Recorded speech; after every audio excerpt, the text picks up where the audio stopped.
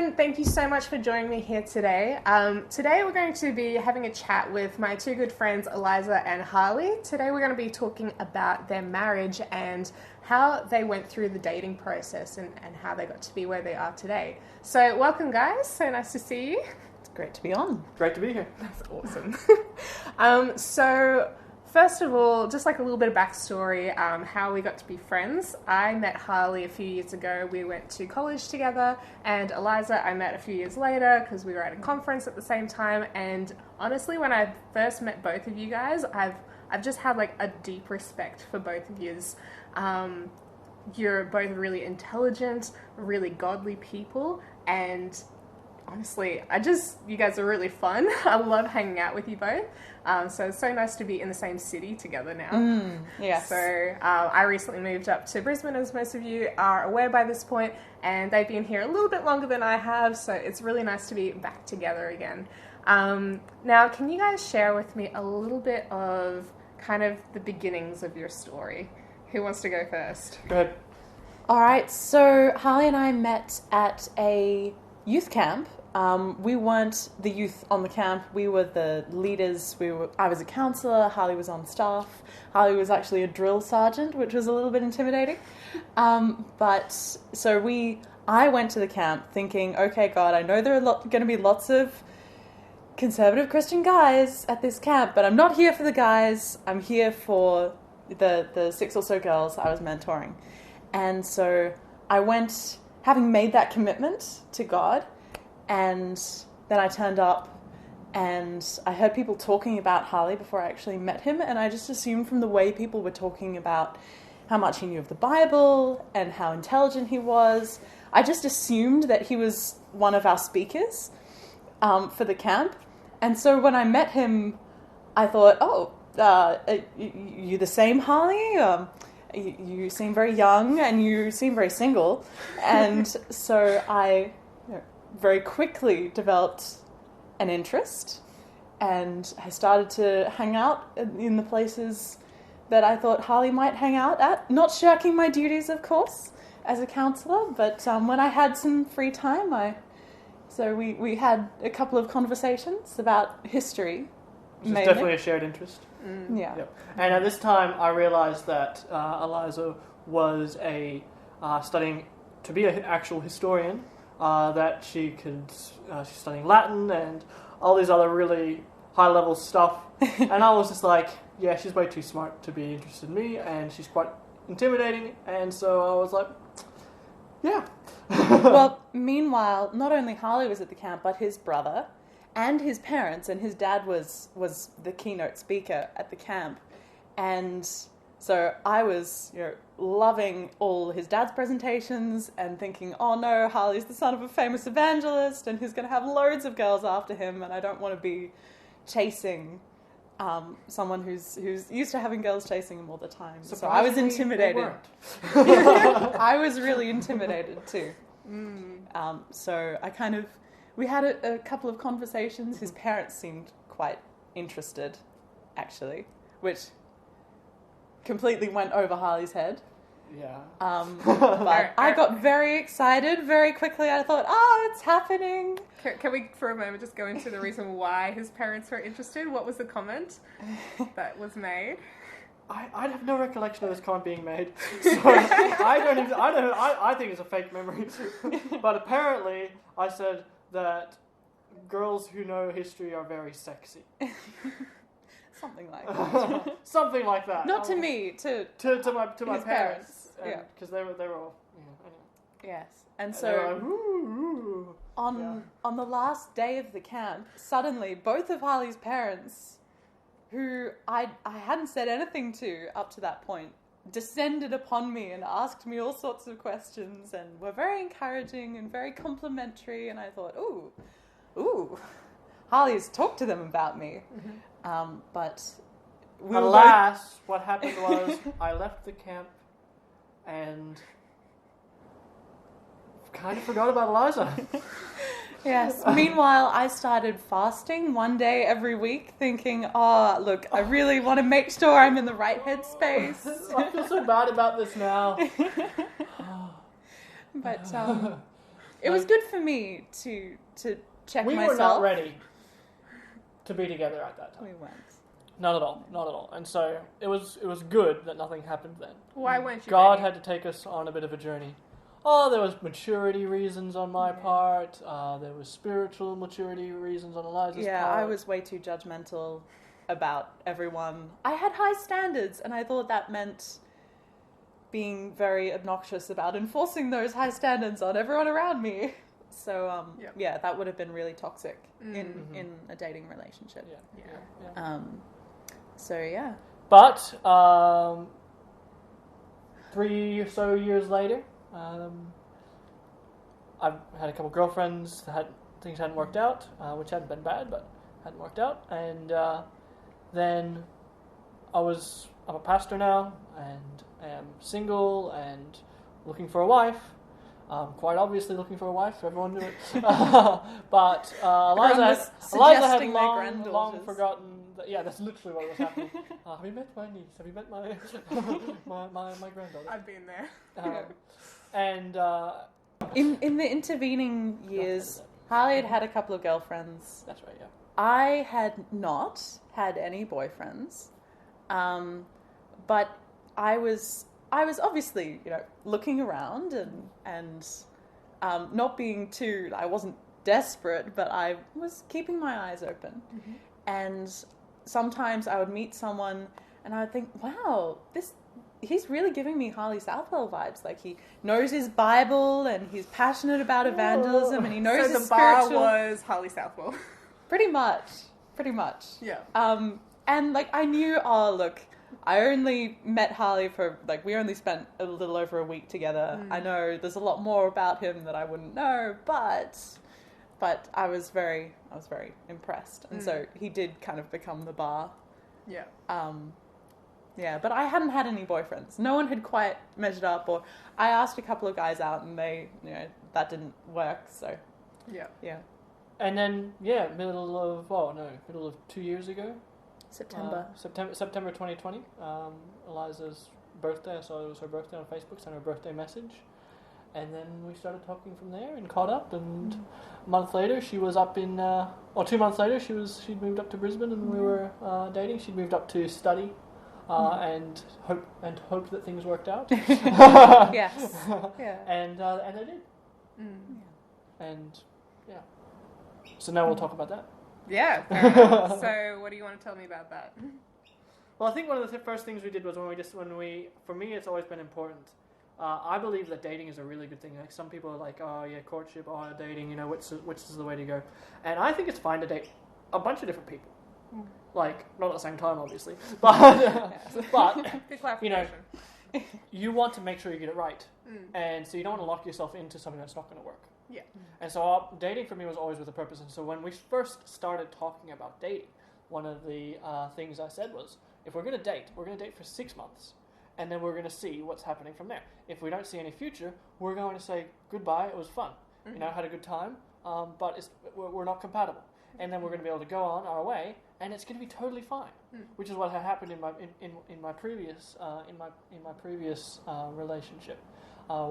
With a girlfriend, we dated for half a year, and then we both realized, look, this isn't going to work out, and so we kind of ended it off. And there was a month of getting over it, just that kind of am I ever gonna find it? That kind of stuff always happens. It's unavoidable, right? But going into it was you have to have that look, here is a time where we're going to assess the situation, and because we don't want to just be I know a couple that dated for 7 years before they got married, and you're just why? Why?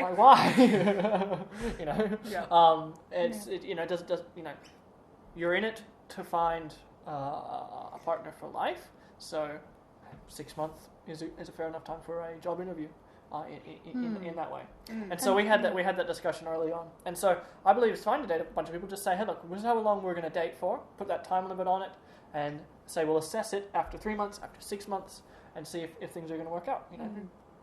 Yeah, I think that was something that, when you have that conversation with someone, what's happening with us? Are we dating? Are we not? Are you interested? When you have that conversation, I'd never had that conversation before. I'd never had a boyfriend before. And I expected that conversation to be really romantic and warm and fuzzy and just wonderful. But that conversation was actually quite, like, yes, it was romantic and it was wonderful, but it was very systematic as well.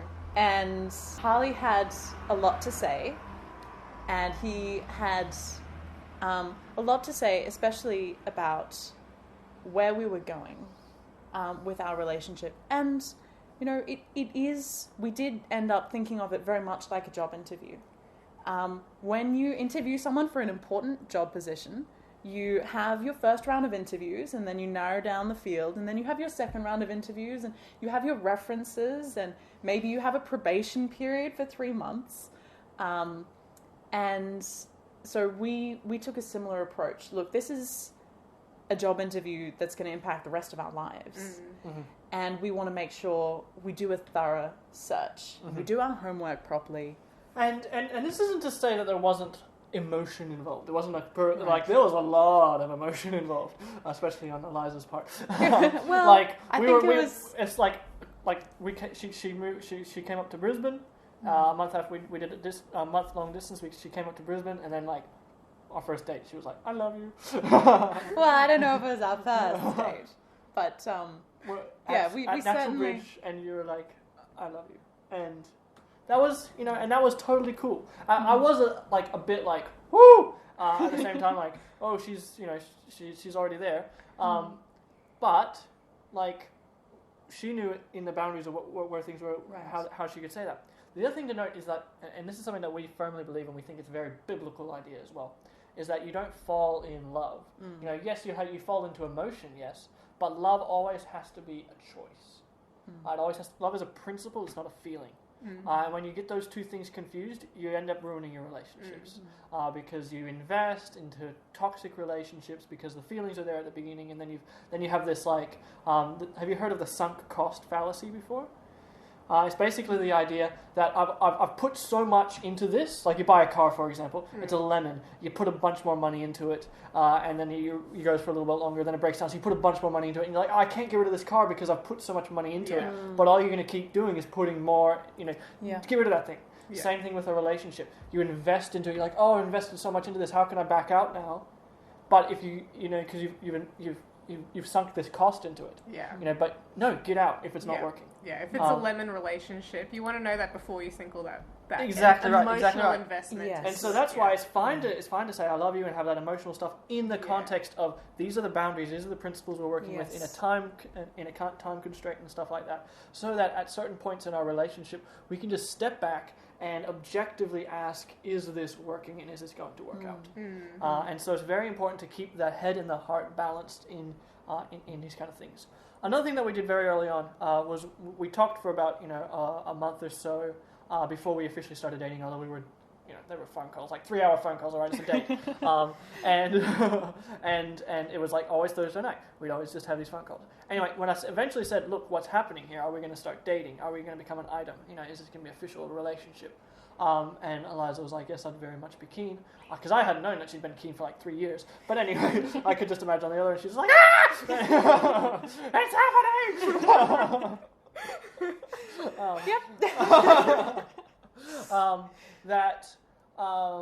I just said, "Okay, well, here, this is who I am. You probably didn't know this. Here's some things that I would like you to know now before you decide." So that if these are non-negotiable aspects of you'd always plan to not date a guy who had this kind of baggage, you can get out now before you've sunk the cost, sunk some cost into the relationship. And so, boom, there was. I shared these are my strengths, these are my weaknesses, this is what I can bring to the table, and this is what I'm looking. This is what I'm looking at. This is also where I said we were going to do 6 months, and then we'll figure it out from there. So. And that was also quite intimidating for me, because I wasn't expecting a conversation in which we fleshed out the technical detail of what our relationship was going to be. I was expecting a warm, fuzzy conversation. And suddenly Harley's telling me, look, these are my strengths, these are my weaknesses, put everything on the table. And that was intimidating because it was he didn't sugarcoat anything. And very raw and honest. Very raw, very honest. And I thought, oh, wow, this is the kind of relationship we're going to have. We're going to have an honest conversation all the time when nothing is too protected to share. Can I have that kind of relationship with him? And I think because we set the bar high in terms of trust, that really set us up for success throughout. Even still today, we have those tough conversations. Yeah. And it's very important in relationships to be honest with each other and to not just say, I'm just going to ignore that about them right now because that kind of annoys me, but I'm hoping that it will go away or hoping that I'll get used to it. Here's the thing, it doesn't go away and you don't get used to it and you just get more and more and more annoyed by it. So... What's an example? The way she uses Google Maps. Yes, I love this. Alright, so the way she uses Google Maps is the drives best me way. insane. Alright? And I'm just like, no, you have to use it, anyway. Like, it's too technical to explain. But, for example, I'm just like, I just have to say this right now. I don't like the way you use Google Maps. Yeah. When I'm driving, I'm going to use it this way. Another one was like, I like to be the driver as well, And so I was like, I just feel more, feel like I have more responsibility when I'm the one driving. And then she says, I hate the way that you let the car roll at lights, And so but it's like, if you just bottle that up, it's not going to work out. Now, how you bring it up without being a jerk or just making things explode is just say... Or making me cry. Okay, I didn't always get that right. But obviously the best right time and place, and I'm still working on when that is. But just to say, can I bring something out of the fog right now? There's something that's just, it's in the fog, and I need to bring it out of the fog. Because while it's in the fog, our relationship is undefined. It's not making sense, and we'll step out of boundaries that we don't actually know the other person has. And so just say, look, I'm going to bring something, can I bring something out of the fog? And they say, yes, you can bring something out of the fog. And then, so they brace themselves. They're going to say something that's about me that's kind of annoying. Or maybe Harley will say, look, don't bring it out of the fog yet. I'm really tired. Can we talk about it tomorrow? Yeah. And so if you're not in a headspace for that, just say, but just so you know that conversation is going to happen. Now, why a relationship has to be built on a foundation of truth is so important, because as the wise man builds his house on the rock, the foolish man builds his house upon the sand. All right. If you build a relationship, and this is for yourself, all right. If you're going into a relationship hiding things about yourself from someone else, that relationship is not going to work, because number one, they're going to find out, and they're going to find out in a way that's going to hurt them a lot more than if they'd have known about it before, and you're going to try and continue building this facade to keep this thing hidden from them, which is going to bring more fog into the relationship. Is going to be more potential deception into the relationship, and you don't mean it to be deception at the time, but it's how it ends up working out, and then it just collapses eventually, and it just hurts everyone so bad. So get that stuff covered early, and just build a relationship on the truth. On trust and transparency. Trust and transparency. And I know it's such a hard thing to do if you've been in relationships that have not been built around that before. It can be a very hard thing to open yourself up to trust someone, but you have to do it at the beginning. Yes. Because once you go into further and they've got, and you're potentially with an abuser and they have leverage on you or something like that, then it's so much harder. Yeah.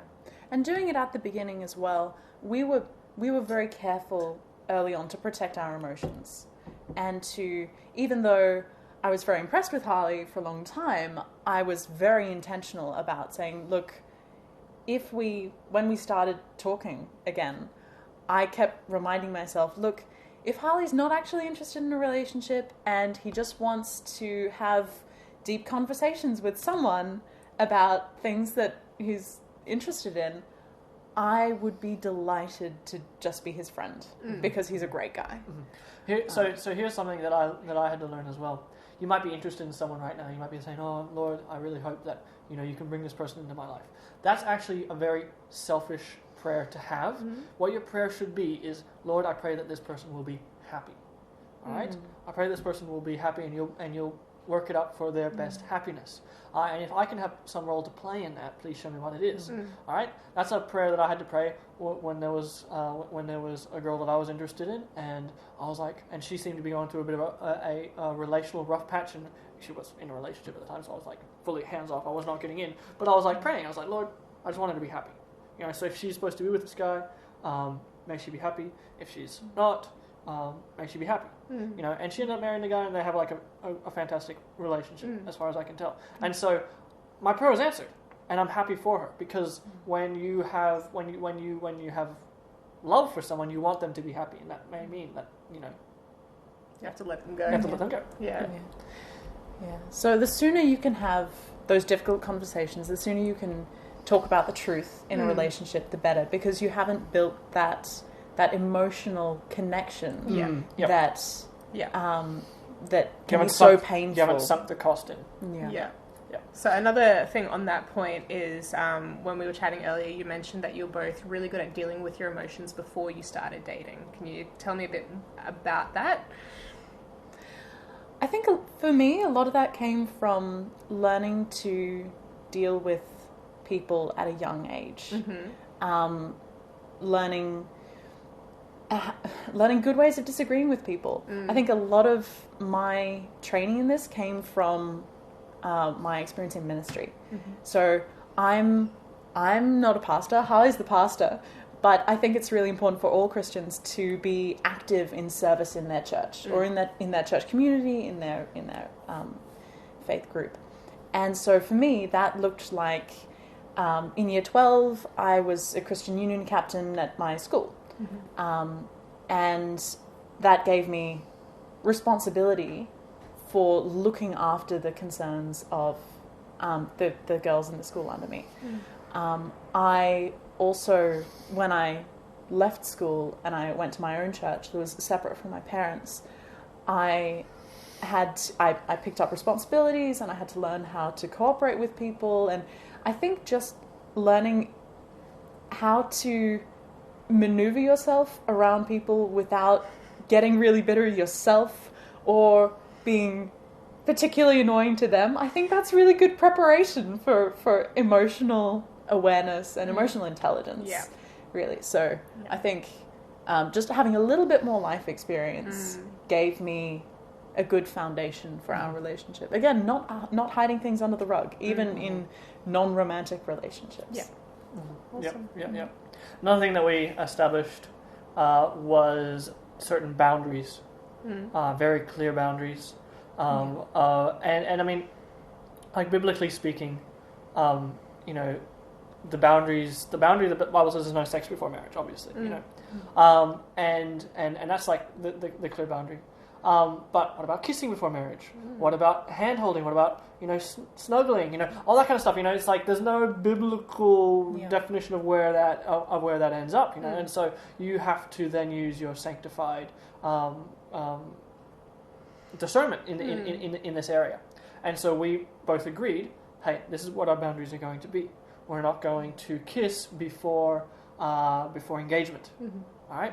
And we're not. And then once we are engaged, we're going to kiss. But these are the boundaries of where it's going to go from that, obviously. And so and then just being super clear about that. All right. And those boundaries will be different for every couple. For me, physical touch is my number one love language. And so I needed to be really careful. And I actually really appreciated 2 months, or basically 2 months of dating. By distance. That was really good for me to make sure I didn't get too emotionally invested.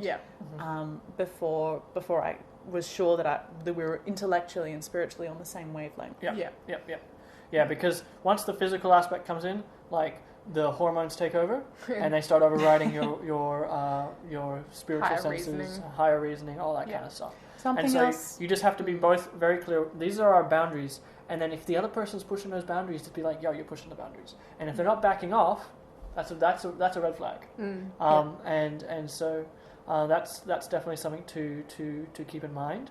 Yeah. Something that we also found very helpful was that we were both accountable to someone. I checked in with Harley and said, look, I'm going to be sharing some things with my accountability partner, who's one of my brothers, which was suitably intimidating, I think, for Harley. My brother's hearing about you. And so I was checking in with him. He was making sure that I the boundaries that we had chosen in our relationship were still working and were appropriate and so on. And I had the kind of relationship with my brother that we could do that, which was a real blessing. Now, the other thing is, because we had said, okay, we're allowed to kiss after engagement, we made sure we had a quick engagement. Okay. Right? Yes. And like, it happens so often that once you're engaged, you're like, well, we're practically married anyway. And the devil can come and say, you're spiritually married. So, why not go cross those physical boundaries? Yeah. And that happens to many, many young people. And so, having a quick engagement, like, like we worked through it. 6 months later, we're like, yep, cool, we're compatible. Was still able to surprise her when I proposed, though, which was like, yes. Anyway, and I nailed the proposal. All right, pause for a second. So you guys dated for 6 months? Around that time, yeah. Yeah, okay. The first almost 2 months was distance, and then the rest was here in Brisbane? Yep, that's right. Now, we didn't actually... And here's something. Like, you may say, wow, okay, 6 months of dating is pretty quick. And for some people, it probably is too quick. For us, the reason why we think it wasn't was because we didn't necessarily date in the conventional sense. Eliza just slotted right into my life because she came up and she still had like 2 months before university started, and she was going to be studying by distance anyway, and so she had a ton of free time with not much to do, and so she just came with me to work, and we did Bible studies together, and she came over and cooked for me, which was... I was pretty horrified at what Harley was eating, so I thought, please let me help you. And his entire bachelor pad. Yeah. Also, I could completely dominate his kitchen, which was great, because I was sharing a house at that time. Yeah. So she came over, she started cooking and taking care of me in that area, and so she'd be around. We worked together, or when work was a bit slow, we'd watch movies. Just we were just together, like almost like she'd come over at like 9 o'clock and usually leave. We made sure there was a very specific time she left by. My alarm went off at 10 p.m. every night, and then we'd pray together, and off she'd go. And nothing good happens much later than that. So exactly right. And so, off she would go. But she was usually over all day long. And so we got to see each other not just in the presentation you bring when you go out for a dinner together or go out to a movie together, but like you're actually, we weren't living together, but around each other all the time, and so it's a bit hard to have a mask on for that period of time. Yes, exactly. You can't be on your best behavior 10 hours a day, seven days a week. Yeah. And so we were around each other when we were sick, when we were tired, and when we were weepy. Well, when I was weepy, when I was crying, and I remember one time I'm the kind of person that, as long as I can breathe normally, I won't take any Panadol. And so I was not well, and I remember calling Harley or messaging him or something at 1 a.m. and saying, look, I'm really sorry, and I know you love your beauty sleep, but can you get me some Panadol? And he went out and he got the Panadol and he dropped it off at the door. He didn't come in because it was late and we wanted to still respect those boundaries, but he forgot about that. Yeah, that made a big impression. Oh, lovely. I've done that for her now as well, with getting her nausea tablets now that she's pregnant late at night. Yes. So we're expecting our first baby in July. That's so exciting. Very exciting. Yeah. Very cool. So we had a short engagement. We were married on June 20th of 2021. Yeah. And so how many months has it been now that you've been married? Hold on.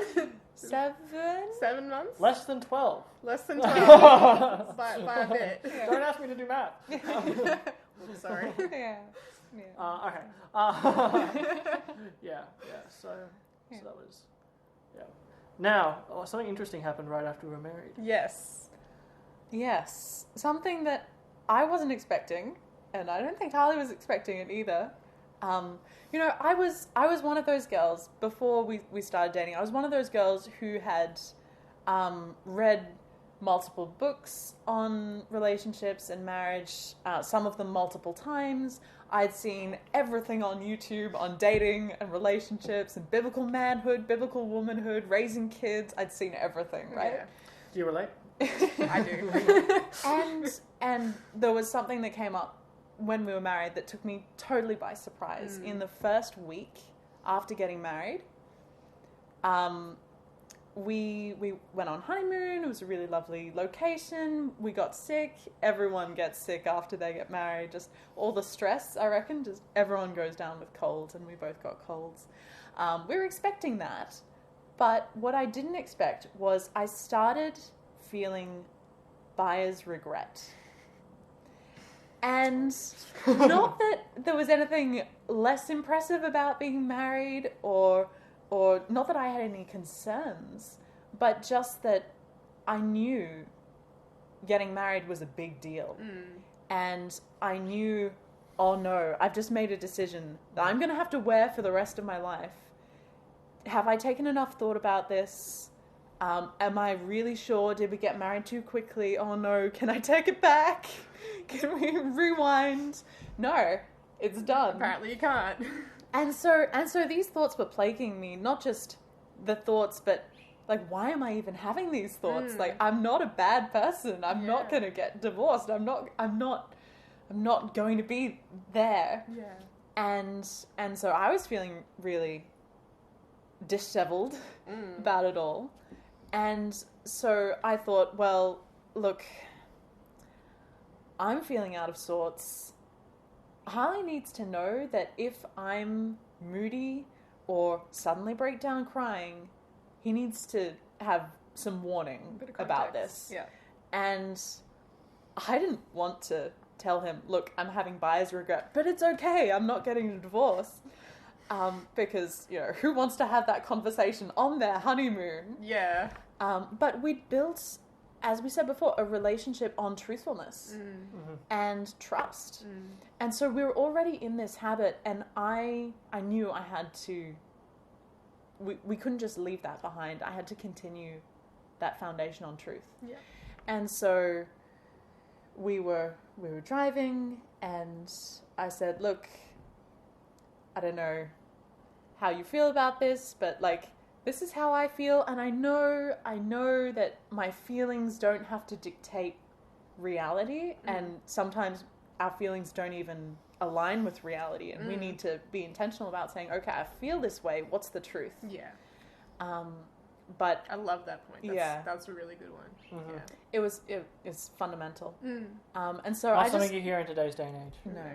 So I just laid it out and gave it over to Harley and waited for his response. And lo and behold, I had buyer's regret too. But not really. Obviously not buyer's regret. But there was still those thoughts were hitting me as well. Like, oh, I've done it. I've actually married a girl.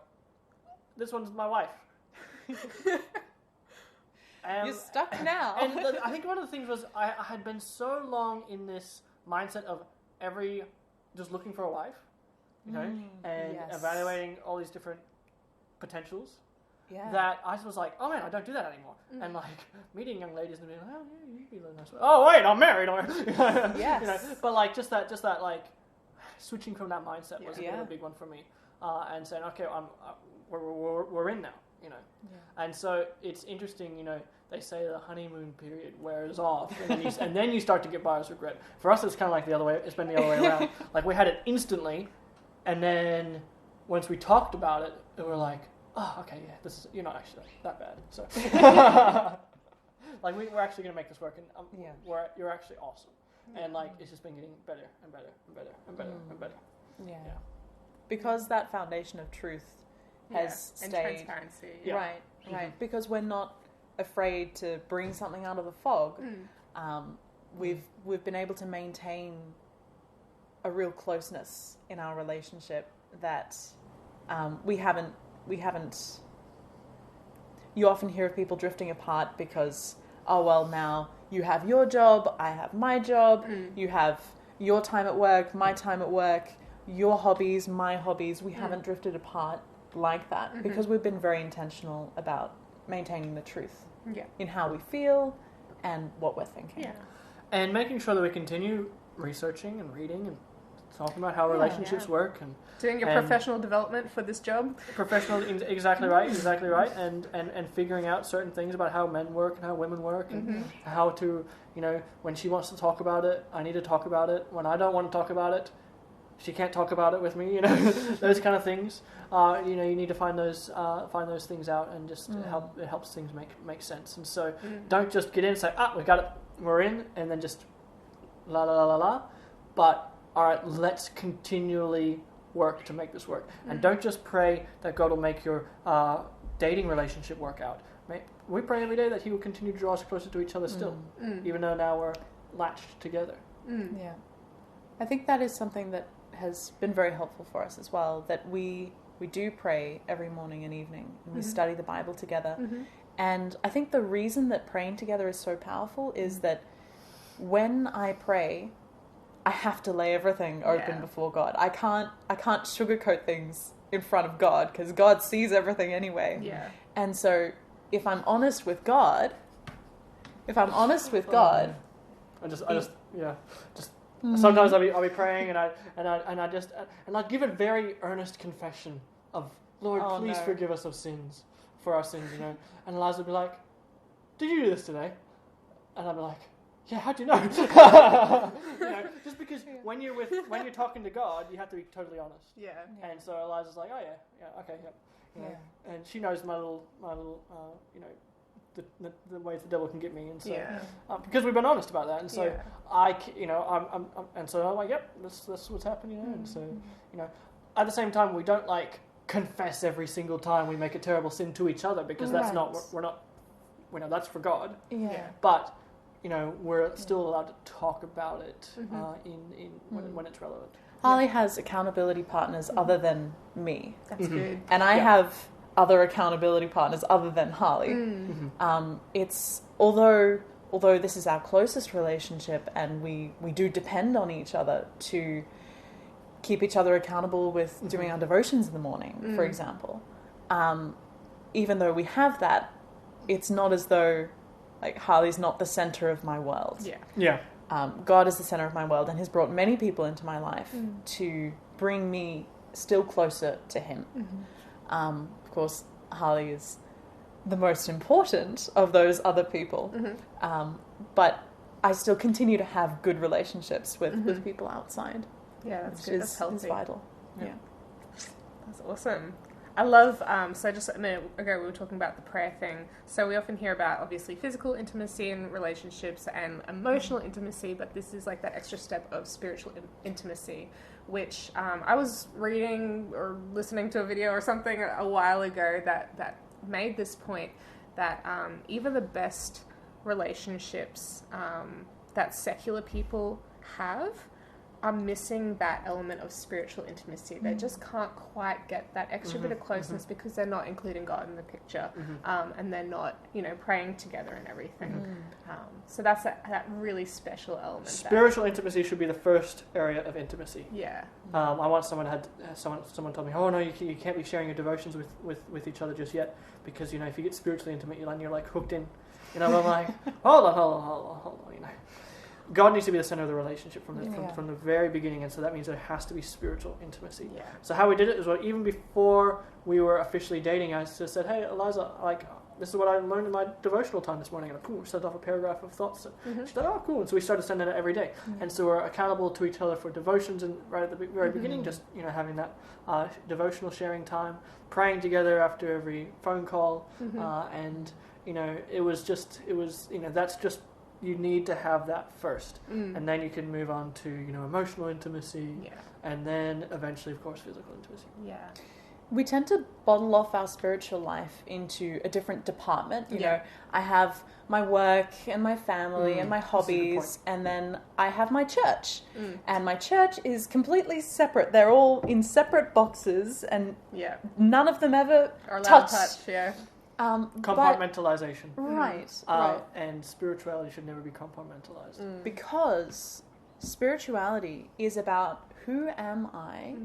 How do I relate to the world? Am I fundamentally looking for what I can get out of people, what I can get out of situations, how I can build my career, how I can learn new skills? Or am I fundamentally looking to serve other people? Yeah.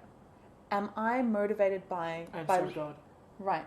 Yeah. Am I motivated by a spirit of love, which Other-centeredness. biblical love means other-centeredness. It Yeah. means service. Yeah. The same kind of love that God shows us. Yeah.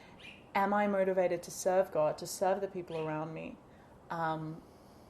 If that is the case, then that's the center of my life. That's the center of who I am.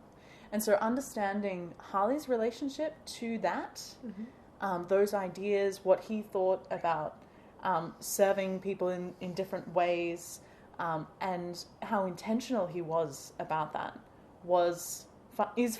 continues to be fundamental to who he is. And if I'm going to get to know Harley, if I'm going to start dating Harley, then I need to know the foundation of who he is. Yeah. And that's impossible without understanding him spiritually. Yeah.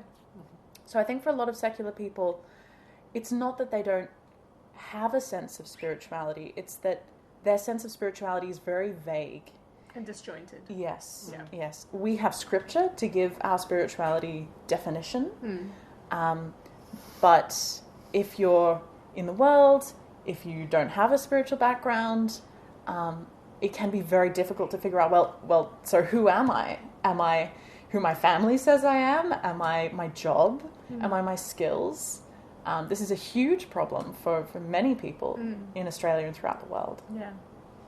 Quite a big identity issue. Yeah. Yeah. Wow. Yeah. That was a good point. Thank you for bringing that up. Thank you. Is there anything else that you guys would like to share with the viewers or with myself? Is there any other questions you had? No, that's it. I think we've pretty much covered it then. Okay. Hopefully this has been a help for you. And yeah. Cool. Well, thank you so much for joining me today. This has been wonderful. I am sure everyone else here is going to love it. And I'll let you guys know what they say in the comments later on. We'll watch the video. You'll watch it too? You want to comment and say hi too? Yeah, if you have any questions, we'll happy to answer field some questions. Yep, field some questions in the comments below. Cool. Always wanted to do that. You've got your wish. All right, well, that's it for us today. Thank you so much for joining us. Please remember to like and subscribe and share this with a friend and comment and all of those wonderful things that the YouTube algorithm loves. I will see you guys again next Friday. Bye.